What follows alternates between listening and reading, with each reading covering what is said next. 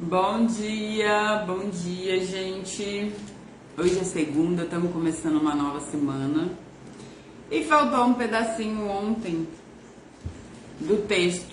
Então a gente vai ler esse pedacinho, é bem pequeno, tá? A gente vai começar com um pequeno pedacinho hoje, né? Vamos começar uma semana de leve, né? Deixa eu ver aqui, é 21. É.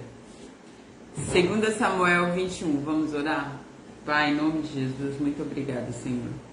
Obrigado pela semana que se inicia. Nos dê sabedoria, nos dê estratégia, nos dê provisão do céu, Pai. Nos ajuda, Senhor, a continuar de pé. Em nome de Jesus, nos ajuda a derrotar o nosso inimigo, o inimigo das nossas almas, Senhor, Satanás. Ajuda-nos, Deus, também a mostrar a verdade para as pessoas, Pai. Em nome de Jesus, amém. Então, a gente vai ler um pedacinho que ficou, tá? É no 2 Samuel 21, 15, fala assim.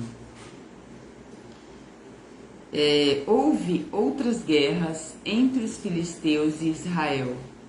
Davi e seus soldados foram e lutaram contra os filisteus. Durante a batalha, Davi ficou muito cansado. Um gigante chamado Isbi-Benob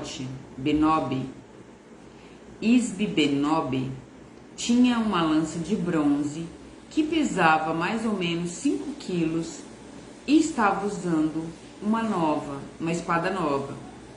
Ele pensou que podia matar Davi, mas Abissai, que é o sobrinho do Davi, cuja mãe era Zeruia, socorreu Davi, atacou o filisteu e o matou.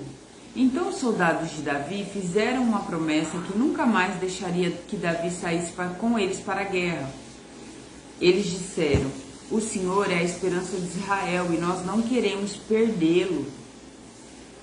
Depois disso, houve outra batalha contra o filisteu na cidade de Gobe e Sibecai, da cidade de Uza, matou um gigante chamado Safi.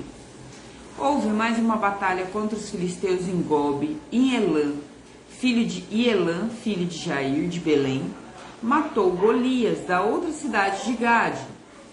E o cabo da lança de Golias era da grossura de um eixo de um tear de tecelão. Tá? O que significa isso? Significa que os descendentes de Golias que Davi matou, dos gigantes, os remanescentes, ainda existiam os refaíns, né, que são gigantes, tá? Então o que acontece? Eles vão matando, eles vão lutando contra os filisteus e matando esses gigantes. E houve ainda outra batalha em Gade. Ali havia um gigante, descendente dos antigos gigantes, que tinha 6 dedos em cada mão e em cada pé. E ele desafiou os israelitas, e Jonatas, filho de Simeia, irmão de Davi, o matou. Esses 4 eram descendentes dos gigantes da cidade de Gate, e foram mortos por Davi e seus soldados. Ainda havia 4 gigantes para eles matarem, e eles mataram. Aqui marca o tempo que Davi começa a envelhecer. Davi já está velho, Davi já não está mais poderoso na batalha. Tanto é que Davi cai cansado, aí o Abissai, que é o sobrinho dele, né, irmão do Joabe, vai e mata o filisteu por ele, porque senão ele ia ser morto. Aí eles decidem que Davi não vai mais para a guerra, porque Davi já está cansado, Davi já está ficando envelhecido, velho. A velhice vai chegar para todos nós. E geralmente para as mulheres, a velhice ela é um tanto mais severa. Porque, como dizem, agora existem os homens, como é que chamam? Red pill, né? Para as mulheres, a velhice ela pesa mais, porque ela perde o valor de mercado, né? Na sociedade. E isso não acontece de agora, tá? O etarismo, que é a idade, ela para a mulher ela é cruel, né? Que literalmente cai tudo como se não fossem cair para os homens, mas para a mulher na sociedade ela é considerada como coroa, ela é considerada já deixada de lado, porque os homens têm a cultura de se casar com mulheres mais novas. Então, em tudo, a sociedade ela exclui a mulher mais velha como se ela fosse menos valorosa, tá? Essa é a realidade.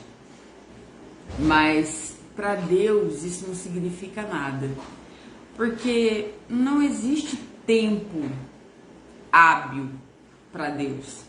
Todo tempo é tempo. Sabe, uma das coisas que eu ficava pensando assim, quando é que Deus vai mudar a minha sorte, né? Eu ficava pensando isso. E o dia da virada, todo mundo fica esperando o dia da virada, quando que vai vir o dia da virada? E um dia, lendo os textos, eu descobri que o dia da virada, o dia de Deus mudar a nossa sorte, é um dia comum. É um dia comum. É um dia que você está trabalhando, é um dia que você está descansando, é um dia que você está vivendo a sua vida comum. O grande dia é um dia comum. É um dos dias da sua vida. Porque para Deus, 1000 anos são como um dia. E um dia são como 1000 anos. O que significa que estar velho para Deus não significa nada. Abraão teve seu filho Isaque, o filho da promessa, com 100 anos, né? É óbvio que Abraão prolongou o fato dele ter Isaque, era para ele ter mais cedo, mas ele prolongou por causa de desobediência. Foi a mentira que ele contou e foi para o Egito, que fez com que ele demorasse para ter Isaque. Porém, 100 anos não foi nada para Deus, 99 de Sara não foi nada para Deus. Tá? O que significa isso? Significa que idade cronológica, ela só existe para nós, tá? A idade cronológica, ela não existe para Deus. Por quê? Porque Deus detém toda a eternidade. Então, se ele resolver que ele vai fazer com 101 anos na sua vida, ele vai fazer. É óbvio que pra gente é difícil esperar, né? É muito difícil esperar.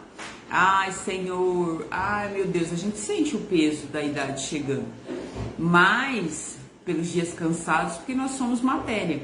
Mas para Deus isso não significa nada, tá?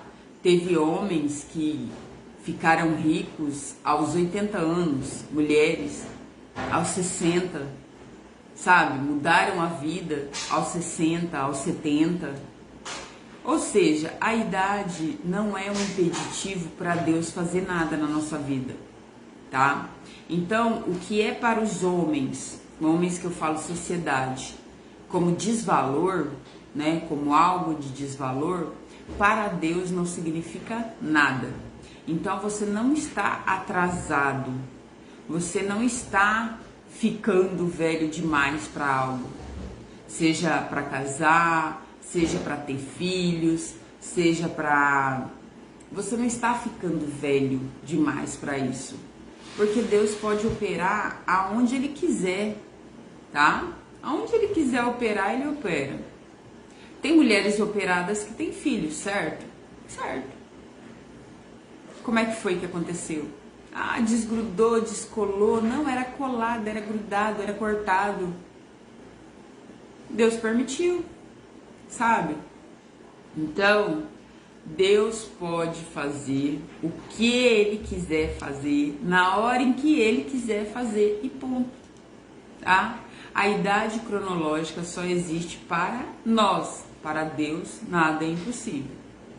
E aqui Davi tá ficando velho, Davi ele vai ficar fora das batalhas porque a idade está chegando para ele. Sem contar que aqui, só nesse texto pequenininho, nós vimos 4 gigantes. Os nossos gigantes irão chegar. E nós precisamos vencê-lo. E quando a gente vencer o gigante daqui, virá outro ali. A gente vai vencer o dali, virá outro lá. A gente vai vencer o de lá e virá outro lá. Por quê? Porque no mundo tereis aflições. Nós precisamos derrotar todos os gigantes da nossa vida, todos que se apresentem. Porque uma das coisas que Deus falou para mim que tinha que matar a Daça, né? A Daça é a rainha Esther, Mas antes de ser rainha Esther, ela é a Hadassa, a órfã, a desprotegida, a humilhada, a pobre, a derrotada, a que ninguém quer e blá blá blá blá blá blá, a vítima. Quando ele disse pra mim que tinha que matar a Hadassa, ele falou pra mim assim: o diabo usa todas essas coisas como acusação.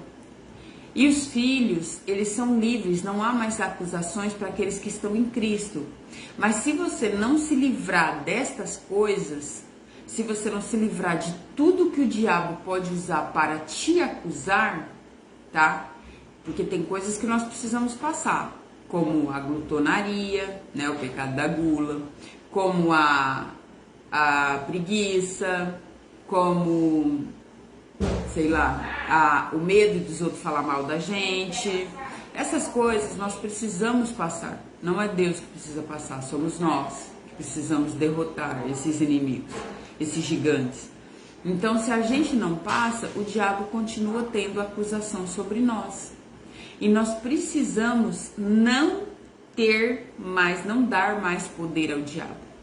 Não dar mais poder de acusação sobre nós, tá? Nós precisamos deixar de ser vítimas. Nós não podemos ser vítimas. A gente tem que passar do testemunho. Não é só o nosso testemunho, nós precisamos passar disso, nós precisamos sair disso, tá? Eu tenho um testemunho, mas eu já não estou mais no meu testemunho, eu estou além. Eu fui além do meu testemunho, tá? Eu preciso ir para a vitória depois do testemunho. É isso que Deus tem falado, tá? Então, que Deus abençoe vocês. Bom dia.